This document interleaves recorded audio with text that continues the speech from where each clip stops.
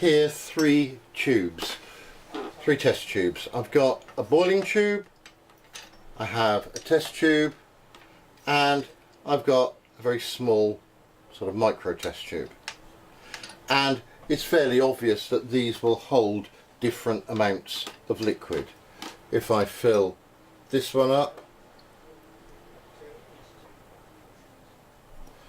then we've got full tube. I can put this into a test tube and it comes out remarkably difficult here. There we are. And it now fills up that much, and if I put that into the boiling tube, it's going to fill up an even lower level.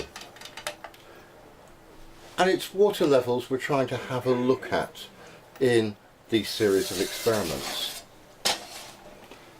Let's take a U-tube. This tube is uniform in width all the way round, and if I fill this up with this blue coloured liquid, we should find the water will find its own level and should be the same level in each.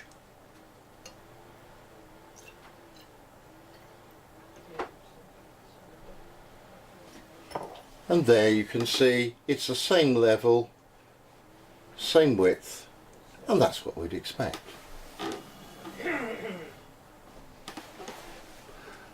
But now let's have a look at a different series of tubes. Here we've got three different tubes. We're going to fill from this big one, and then we've got a straight tube which we're going to call A. We have a slightly thinner tube but with a big bulge in it, and we're going to call this B. And we have this curved tube which we're going to call C.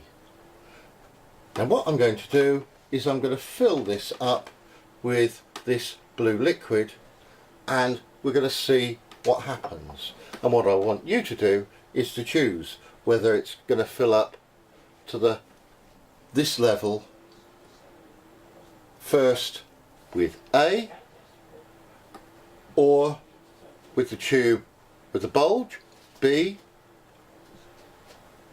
the tube with the curve, C, or maybe it's going to be all of them to the same level at the same time, D. Choose now.